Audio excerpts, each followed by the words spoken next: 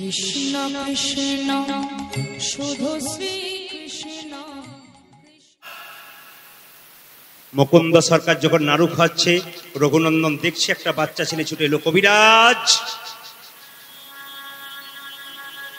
একবার চলো, আমার বাবার শরীর খারাপ, একবার তুমি দেখতে যাবে।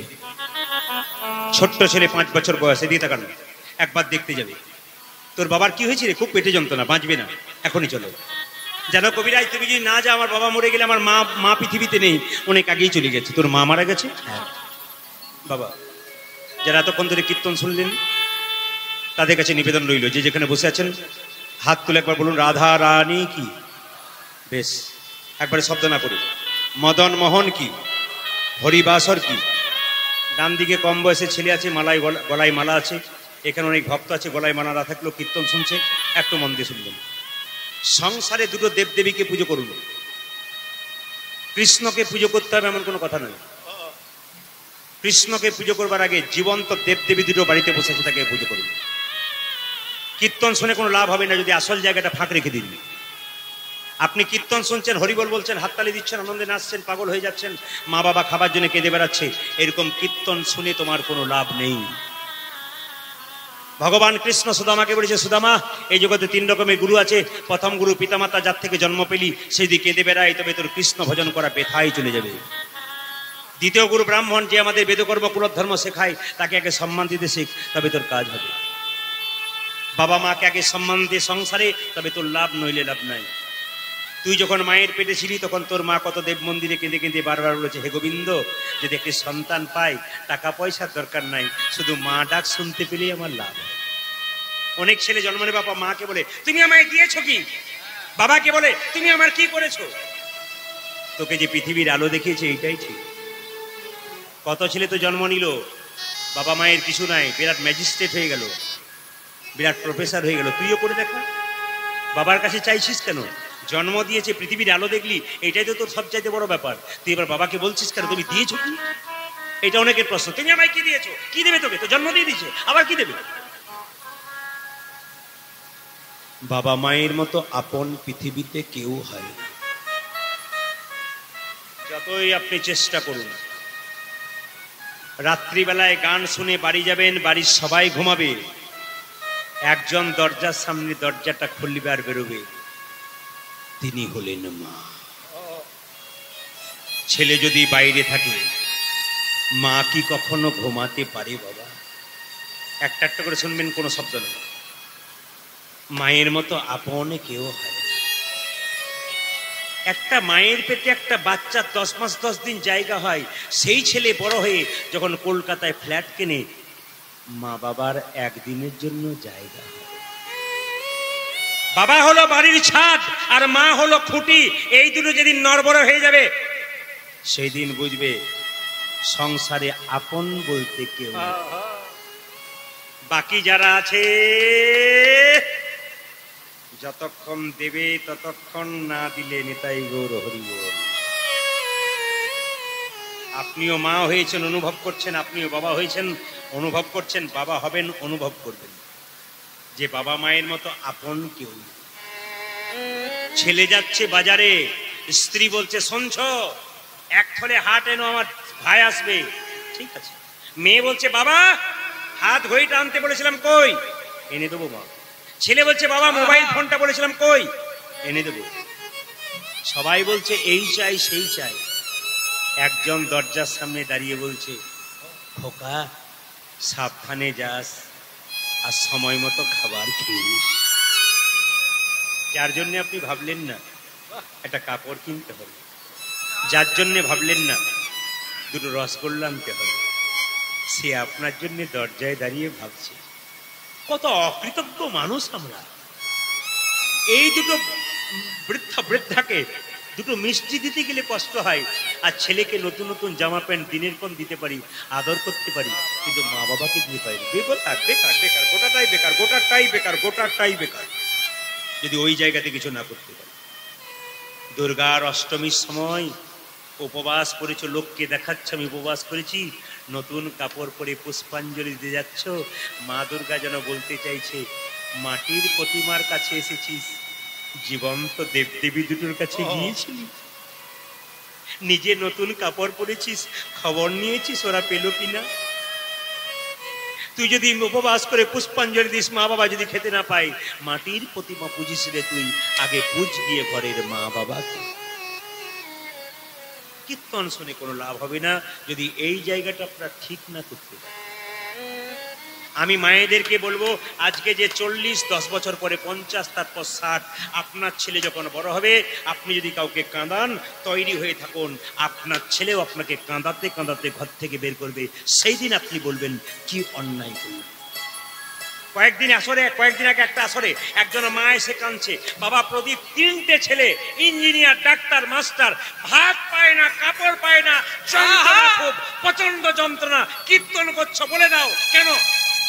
আমি জিজ্ঞেস করলাম, মাসিমা পেছন দিকে তাকিয়েছেন? বললাম বুঝতে পারলাম না। আপনার যখন কম বয়স ছিল আপনি দিয়েছিলেন তো, আর কোনো কথা নাই, চুপ করে আছে। না বাবা, দিতে পারি না। আপনি দিতে পারেন নাই তাই আপনি পান নাই, আপনি দিলে আপনি পাবেন। 100% দাঁড়িয়ে কথা দিলেন। আপনি দেন, আপনি কর্তব্যে ত্রুটি করবেন না, দিয়ে যান, ভবিষ্যতের জন্য আখের রাখুন। আপনার ছেলে আপনাকে দিবে। মা কেমন? বড় বড় মাছের পিসগুলো রান্না বান্না করে সবাইকে দিতে দিতে যখন শেষে ছোট পিসটা থেকে যায়, ওইটি হলো মা। বৃদ্ধ বাবা কেমন? ছেলে যদি বাইরে থাকে, বাবা একটা লণ্ঠন নিয়ে, টর্চ লাইট নিয়ে ঘোরাঘুরি করে, খোকা আমার কখন ফিরি। দুর্গা পুজোর চাঁদা নিয়ে ধরাধরি চলছে, ছেলেরা খুব মারামারি করছে, ঝগড়া করছে, পুলিশে ধরেছে ছেলেকে। বৃদ্ধ বাবাটা নড়তে পারছে না, পুলিশকে বলছে, স্যার আমি ওর বাবা, দোষ করে ফেলেছে, একটু ছেড়ে দিন, আমাকে ধরে নিয়ে চলুন, আমার ছেলেকে না। কি জিনিস! অথচ সেই বাবাকে ওই ছেলে বলছে, তুমি যাও, তুমি যাও। আমাদের মাঝে মাঝে দুঃখ হয়। ছেলে যখন ছোট থাকে, মা বাবা তখন ছেলেকে কোলে নেয়, তখন ছেলে বলে, বাবা ওটা কি? ঘোড়া। ওটা কি? পাখি। হাজার কাজের মধ্যে ওটা কি? ওটা ছাগল। ওটা কি? ওটা বেলুন। ওটা কি? ওটা প্যান্ডেল। ওটা কি? ওটা গাছের ফল। এত কাজ তবু বাচ্চা জিজ্ঞেস করছে, উত্তর দিচ্ছে। কিন্তু সেই ছেলে যখন বড় হয়ে যায়, বাবা বৃদ্ধ হয়ে যখন একপাশে বসে থাকে, ভালো করে চোখে দেখতে পায় না, কানে শুনতে পায় না, সেই ছেলের বন্ধুরা যখন বাড়িতে আসে, তখন বাবা যদি জিজ্ঞেস করে, খোকা কে এসেছে রে? তখন সে বলে, তোমারও তো জিজ্ঞেস করা কি আছে, খাও দাওয়ার বস্তা কো, খালি কে এসছে না আসছে তোমার। তুই যখন ছোট ছিলি তখন তো বারবার প্রশ্ন করেছিলি, কই আমি তো বিরক্ত হয়ে যাই। অনুভব করবেন বাবা, কথাগুলো অনুভব করবেন। আমি মায়েদেরকে বলবো, এ কাজ করবেন না, এমন মা হবেন না, তাহলে শাস্তি পাবে। আমি একদিন ফেসবুকে দেখছিলাম, আমাদের কাজ হচ্ছে কিছু কিছু জিনিস গুটিয়ে নিয়ে আপনাদের কাছে দেওয়া, আপনাদের কাছে দেওয়া। একটা স্ত্রী বাড়িতে রান্না করছে, তার স্বামী বাইরের দরজায় ধাক্কা দিচ্ছে, শুনছ কি? দরজা খোলো, যাই, মা এসেছে, না যাব না। ছেলে বলছে মা এসেছে, দরজা খোলো। স্ত্রী বলছে না যাব না। কেন? আমিও তো সেবা করতে পারবো না, আমার শরীর খারাপ, শরীর চলছে না। অন্য ভাইদের কাছে পাঠাতে পারলে না? মা এসেছে, দরজা খোলো, না খুলবো না। মা এসেছে, দরজা খোলো, না খুলবো না। বললাম তো খুলবো না। আগে আমার মা নয়, তোমার মা এসেছে। তখন মেয়েটি এসে বলছে, তোমার লজ্জা করে না? 1 ঘন্টা ধরে মাকে দাঁড়িয়েছে, বলো যে আমার মা। এরকম মেয়ে হবেন না। এটাকে মেয়ে বলা হয় না, রাক্ষসী বলা হয়। এটাকে মেয়ে বলা হয় না, স্বার্থপর বলা হয়। এটাকে মেয়ে বলা হয় না, মেয়ে জাতির কলঙ্ক বলা হয়। নিজের মাটা বড় হলো আর স্বামীর মা ছোট হলো, কি সংসার করছেন আপনি? কি জগৎকে শিক্ষা দিচ্ছেন আপনারা? আগে মানুষ হওয়া চাই। কীর্তন শুনতে গেলে মনুষ্যত্বের বিকাশ করতে হবে। বৃদ্ধ নামক দেবী দুটোকে আগে সেবা করতে হবে। যদি এরকম মনোবৃত্তি নেন, ওরা তো আপনার কাছে কোনোদিন ছানা পোলাও চাই না, ওরা আপনার কাছে কোনোদিন চায় না লেবু আপেল, দুটো শাক ভাত। বৃদ্ধা বয়সে নারী হয়ে, একজন নারী হয়ে যদি নিজের বৃদ্ধ শ্বশুরকে, শাশুড়ি মাকে দুটো ডাল ভাত শাক ভাত দিতে না পারলেন, কিসের নারী আপনি? তো নারী জাতির কলঙ্ক, এই জন্যই তো সমাজ নষ্ট হচ্ছে। বাবা, শুধু কীর্তন শুনলে হবে না, আগে নিজেকে পরিবর্তন করতে হবে, তবে কীর্তন শোনা সার্থক। লক্ষ্য করুন মায়েরা, ছোট্ট ছেলেটাকে বললো, চল বাবা, তোর বাবাকে আমি চিকিৎসা করতে যাব। এই রঘু, আজকে পুজোটা তুই কর। রঘু পুজোটা করছে আর বলছে, বাবা ভগবান নাড়ু খায়? হ্যাঁ রে খায়, পল্লাতে হাতে খেয়েছিল, সবার হাতে খেয়েছিল, তুই খা, তোর হাতে খাবে। মাকে গিয়ে বলছে, মা তুমি নাড়ু দাও, কি করবি? পুজো করব, মন্ত্র জানিস? বাবা বলেছে, মন্ত্রের কোনো দরকার হবে না। বলছে, মন্ত্র শুদ্ধ মন থাকলে মন্ত্রের দরকার হয় না। শুদ্ধ মন যদি কারো থাকে তবে মন্ত্রের দরকার হয় না। শুধু শুদ্ধ মন যদি মন্ত্র মনকে যে ত্রাণ করে সে মন্ত্র, কিন্তু শুদ্ধ মন। আরে বাবা, চাষের মাটিটা যদি উর্বর থাকে তবে তো বীজ ফেলে লাভ। ছোট্ট রঘুনন্দন কেঁদে কেঁদে বলছে মন্দিরে গিয়ে, ও গো গোপীনাথ ঘনশ্যাম। সবাই দর্শক করুন, একটা বাচ্চা ছেলে কি সুন্দর পুজো করছে। ও গো গোপীনাথ ঘনশ্যাম, গোপীনাথ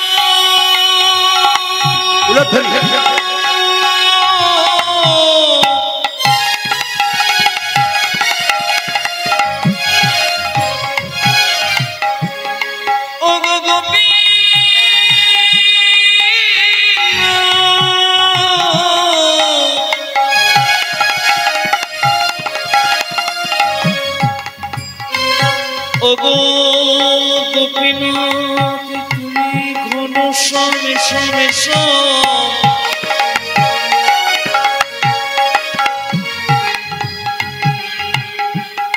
ও গো গোপীনাথ তুমি ঘন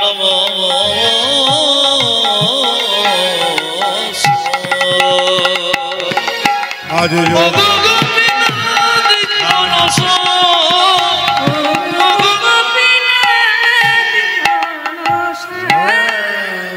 ছোট্ট রঘুনন্দন মন্দিরে ঢুকেছে, আস্তে শব্দ নয়, ছোট্ট রঘুনন্দন মন্দিরে ঢুকেছে, মাত্র 5 বছর বয়স। কেঁদে কেঁদে বলে, গোপীনাথ গো, লোকে তোমায় সোনার থালায় পায়েস দেয়, রূপোর থালায় পায়েস দেয়। আমি তো মন্ত্র জানি না বাবা, তোমাকে কত সুন্দর সুন্দর মন্ত্র বলে, তবে তুমি নাকি ভক্ত প্রহ্লাদের হাতে খেয়েছিলি, তুমি নাকি ভক্ত ধ্রুবের হাতে খেয়েছিলে, আমার হাতে তুমি খাবে না কেন? ও গো গোপীনাথ, তবে আমি সাধু মুখে শুনেছি বাবা তোমাকে চন্দন দিয়ে সাজায়, বাবা তোমার চরণে তুলসী পাতা দেয়, তুলসী পাতা জায়গাটি অনুভব করবেন। বাবা তোমায় তুলসী পাতা দেয়, তুলসী পাতা তোমায়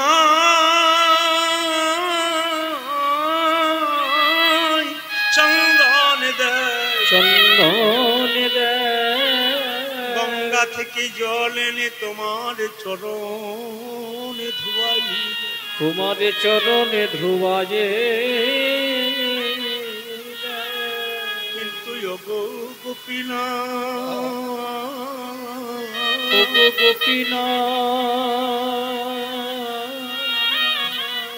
আমি ছোট্ট বাচ্চা ছেলে, আমার তো চন্দন কেনার পয়সা না। চন্দন কেনার পয়সা যদি কারো না থাকে, তবে সাধু মুখে শুনেছি ভক্তি চন্দনে যদি কি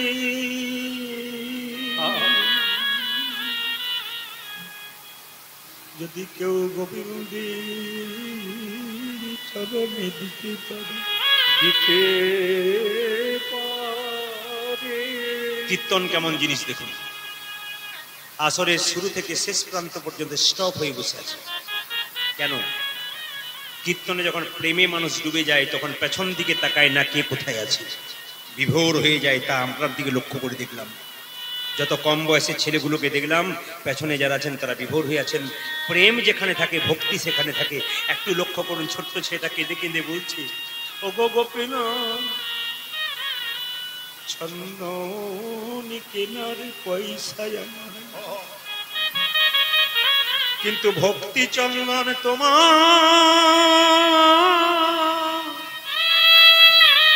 আমার এই ভক্তি চন্দন তোমার চরণে দিলাম।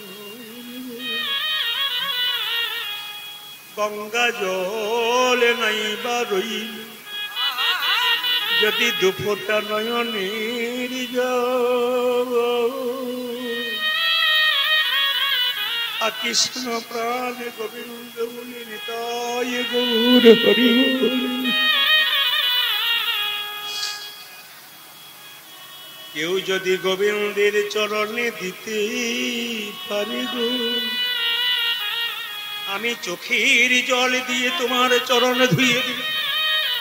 তুলসী পাতায় আমার কাছে নাই, মনে তুলসী তোমার চরণে দিলাম। তুমি খাবে না? এত করলাম। ও বুঝতে পেরেছি, বুঝতে পেরেছি, বাচ্চা ছেলে তো বুঝতে পেরেছি, দরজাটা হাঁ করে খোলা আছে তো তোমার লজ্জা করছে। আচ্ছা বাবা দরজাটাকে, আচ্ছা তোমার হাতে বাঁশি আছে, বাঁশিতে অসুবিধা হচ্ছে, আমি বাঁশিটা খুলে দিলাম, এইবার খাও। পাথরের গোপীনাথ নিথর পাথরের মতো দাঁড়িয়ে আছে। রঘুনন্দন যখন খাওয়াতে পারছে না, তখন রঘুনন্দনে কেঁদে কেঁদে বলছে, বাবা যদি এসে জিজ্ঞেস করে তুই নাড়ু খাইয়েছিস, আমি যদি বলি না, আমার নামে কলঙ্ক হবে, তোমার নামে কলঙ্ক হবে। তুমি যখন আমার হাতে নাড়ু না খাবে, তখন এক কাজ করবো, তোমার পাথরের পায়ে আমি মাথা ঠুকবো।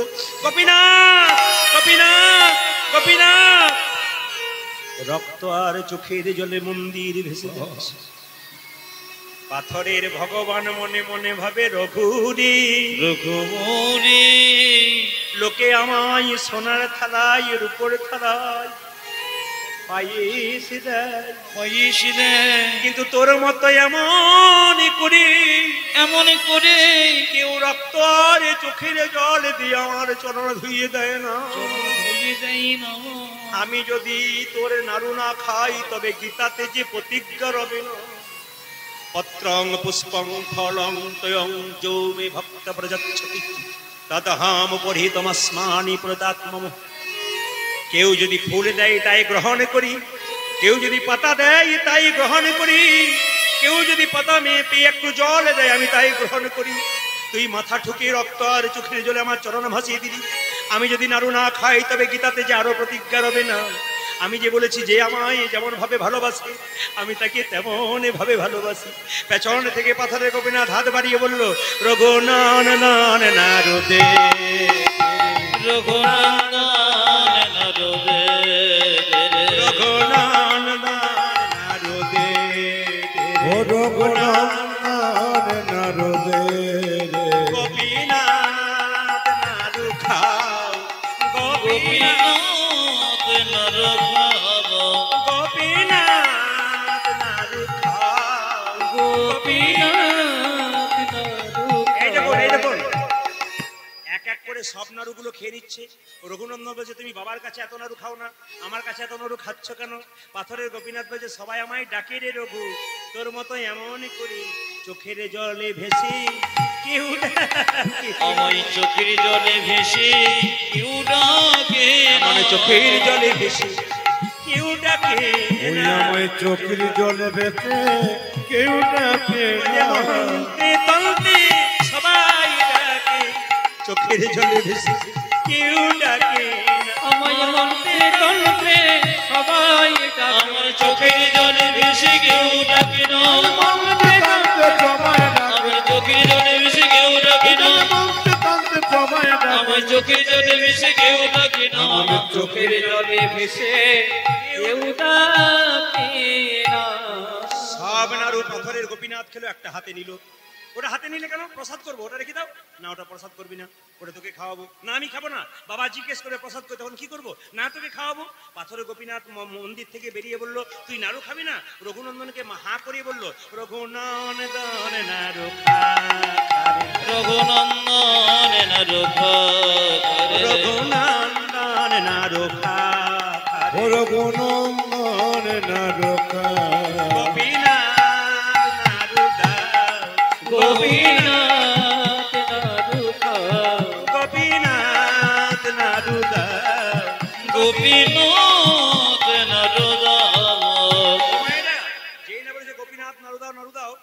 নাড়ুগুলো খেয়ে নিয়েছি, একটাও প্রসাদ করতে নেই। মায়ের কাছে গিয়ে রঘুনন্দন বললো, বাবা জানো মা, আজকে না সব নাড়ু গোপীনাথ খেয়েছে। মা রেগে বললো, আমি তো বুঝতে পেরেছি কে খেয়েছে, তুই খেয়েছিস, নিয়ে যা একখানা নাড়ু, নইলে তোর বাবা বকাবকি করবে। একখানা নাড়ু নিয়ে যখন মন্দিরে প্রবেশ করছে, তার বাবা ছেলেটাকে বাবাকে চিকিৎসা করে যখন ফিরছে, দেখতে পাচ্ছে কি, আসিয়া মুকুন্দ দাস কহে বালকের আরে আসিয়া মুকুন্দ দাস কহে বালকের আসিয়া মুকুন্দ দাস কহে বালকের আজ যাচ্ছিয়া মুকুন্দ দাস পকে বালকের পাশ প্রসাদন বিদয়না দেখি, আজ প্রসাদন বিদয়ন দেখি, আজ প্রসাদন বিদয়ন দেখি আজ প্রসাদন বিদয়ন দেখি, প্রসাদন বিদয়ন দেখি।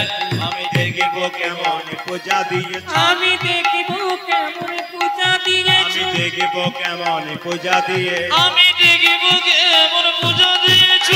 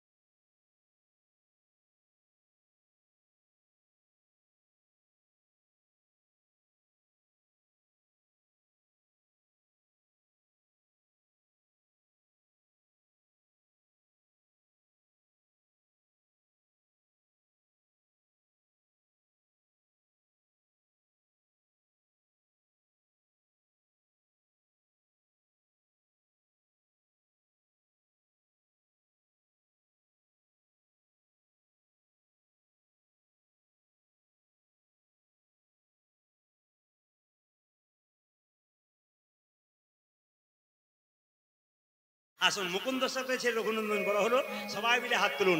ছোট্ট ছেলেটা গাইছে সবাই মিলে, কৃষ্ণ কেশব আপনারা সবাই মা লক্ষ্মীর কৃপা পাবেন। সবাই মিলে হাত তুলে আজকে গাইবেন, একসঙ্গে খুব আনন্দে গাইবেন। সংসারের কথা ভাববেন না, এখন নিজের কথা ভাবুন। একা এসছেন, একাই যাবেন, আসল কাজ সারুন। কৃষ্ণ কেশব সবাই মিলে হাত তুলে, কৃষ্ণ মাধব মাধব সুধা মাখা এই নাম হরি মধু মাখা এই নাম নাম নাম নাম। আজ কৃষ্ণ কেশব কৃষ্ণ মাধব সুধা মাখা যে নাম হরি নাম মধু মাখা এই নাম। হাত তুলে একসঙ্গে, অঙ্কুশ হাত তুল, একসঙ্গে হাত তুলুন সবাই মিলে। কৃষ্ণ কেশব কৃষ্ণ মাধব সুধা মাখা এই নাম হরে নাম মধু মাখা এই নাম নাম নাম নাম। কৃষ্ণ মাধব সুধা মাখা এই নাম হরি নাম মধু মাখা এই নাম। না না না, আপনাদের এই হাত তোলাটা মহাপ্রভু দেখছে, মা লক্ষ্মী দেখছে। আজকের আসরটাতে ক্যামেরা হচ্ছে, ও ক্যামেরা কিন্তু ঘোরাচ্ছে। আজকে ইন্ডিয়ার লোক নয়, বিদেশের লোক আপনাদের হাত দেখবে। আর আজকের হরিবাসরটা হচ্ছে হাওড়া, কি জায়গা জানো? জোরে বলুন। রুদ্রপুর, হাওড়া রুদ্রপুরে এই কীর্তন হচ্ছে। আমি প্রকাশ করে দিলাম মাইকে, হাওড়া রুদ্রপুরে কীর্তন হচ্ছে। রুদ্রপুরে ভক্তগণ, ভক্তিমতী মায়েরা কি সুন্দর হাত তুলছে। ভারতবর্ষের মানুষ নয়, গোটা বিশ্বের মানুষ দেখুন যারা কীর্তন শোনেন, বিশ্বের মানুষ কীর্তন শোনে এবং ইউটিউবের মাধ্যমে এগুলো প্রচার হচ্ছে। আবার সবাই দেখুন আপনারা, আমি বারবার বলে রুদ্রপুরের ভক্তদেরকে দেখুন, প্রচুর ভক্তের সমাগম, মাঠের মধ্যে মাঠ পরিপূর্ণ হয়ে আছে, হাতগুলো সুন্দর উঠছে। তাই সবাই মিলে হাততালি দিন। আপনাদের গ্রামের নাম করে দিলাম, সবাই মিলে আপনাদের গ্রামের নাম চারিদিকে ছড়িয়ে গেল। আপনাদের ভক্তদের হাততালি উলুধ্বনি একসঙ্গে যাবে কোথায়? গোটা ভারতবর্ষ নয়, বিদেশের মাটিতে পর্যন্ত। হাত তুলে, কৃষ্ণ কেশব কৃষ্ণ মাধব সুধা মাখা এই নাম হরি নাম মধু মাখা এই নাম নাম নাম। আজ কৃষ্ণ কেশব কৃষ্ণ কেশব সুধা মাখা হরি নাম মধু মাখা এই নাম জপ হলো আপনারি। এই হরি উলধ্বনি উলধ্বনি।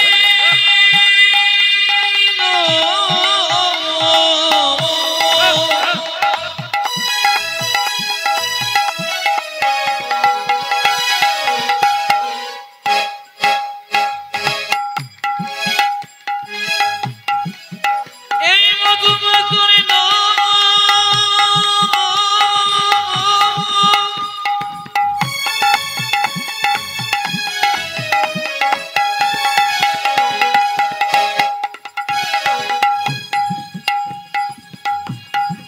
এই নামে যাব করে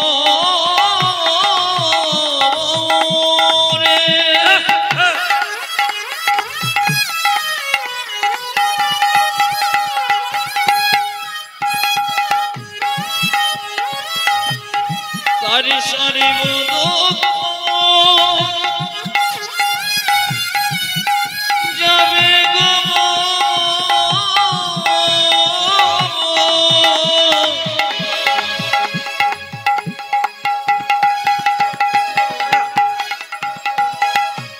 যাবে গো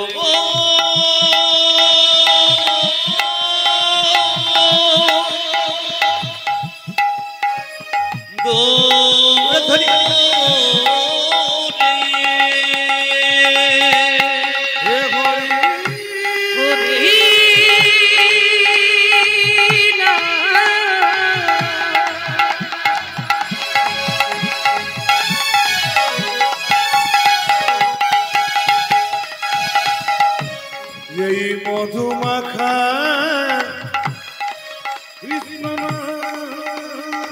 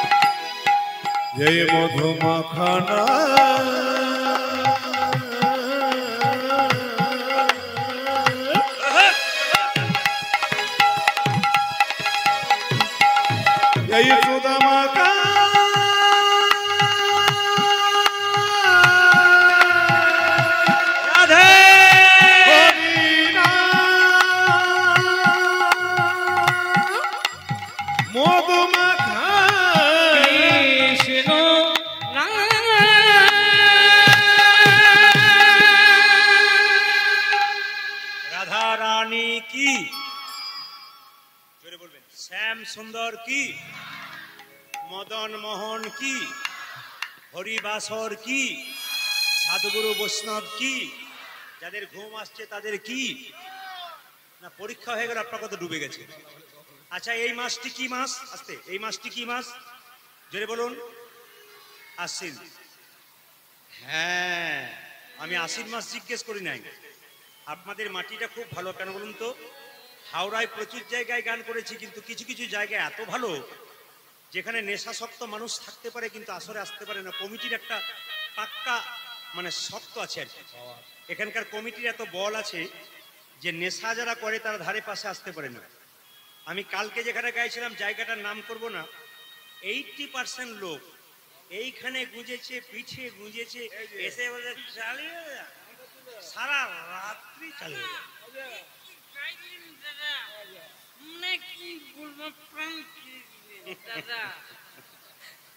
বাবাজি কেমন বলছে দেখছেন তো, একদম যে রাধা রানী কি, শ্যাম সুন্দর কি।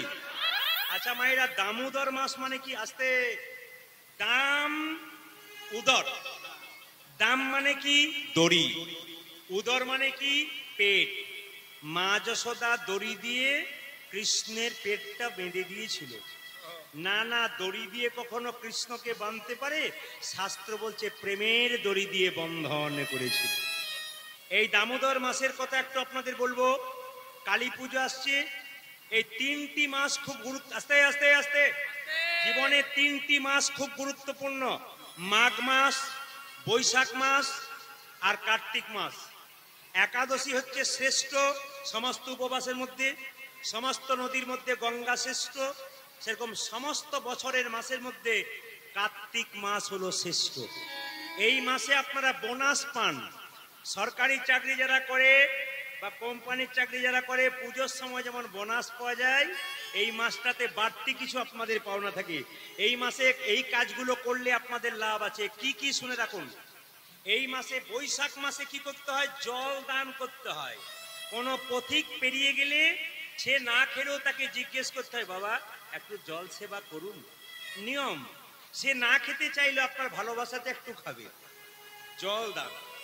মাঘ মাসে স্নান, আর কার্তিক মাসে দীপ দান। দীপ দীপ আপনারা দীপ দান করবেন ভগবানের মন্দিরে।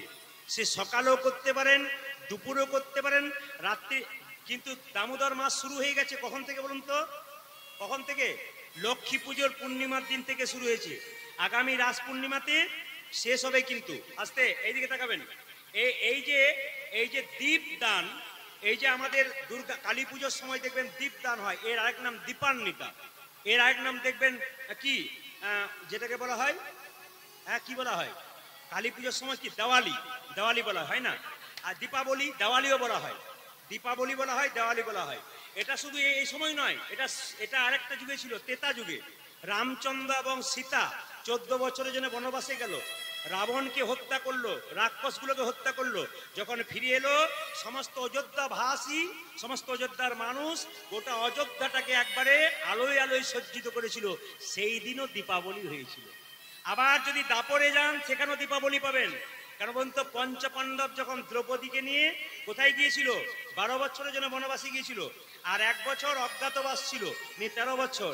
যখন ফিরে এসেছিল তো দাপরে, তখন সমস্ত হস্তিনাপুরবাসীরা কি করেছিল?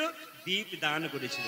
ওই জন্য আপনাদের কাছে নিবেদন রইল, এই প্রত্যেকটা দিন দাদা ভাইরা, বাচ্চা বাচ্চা ছেলেরা যারা এসছো, তাদের সাথে নিবেদন রইল, সন্ধ্যাবেলায় সমস্ত কাজ সেরে একটু প্রদীপ জ্বালিয়ে গোবিন্দের মন্দিরে দাও।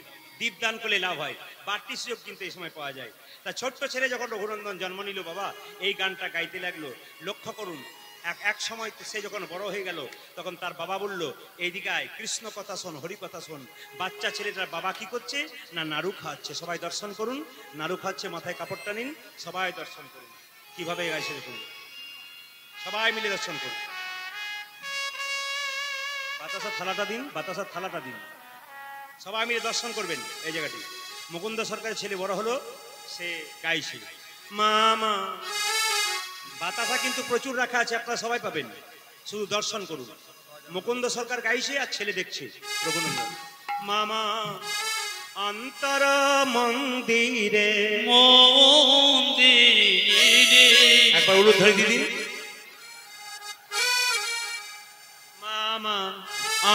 অন্তরা মন্দিরে জাগো জাগো জগো মদন কৃষ্ণ গোপাল গোপাল মদন কৃষ্ণ গোপাল উলধ্বনি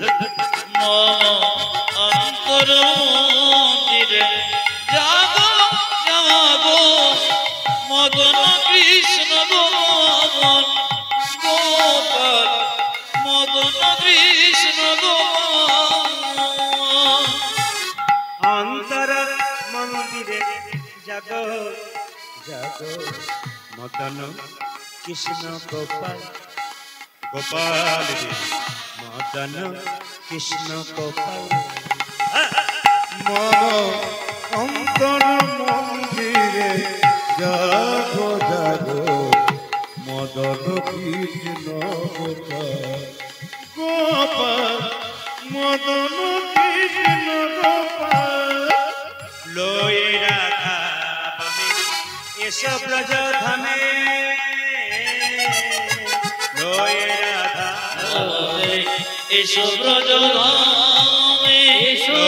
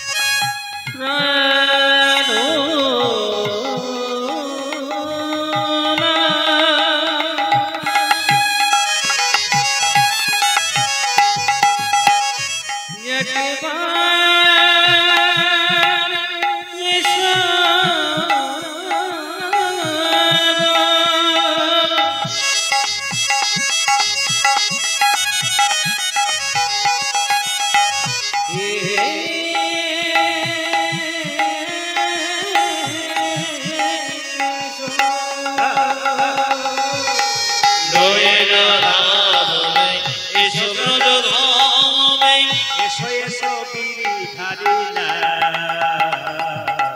মদন কৃষ্ণ গোপাল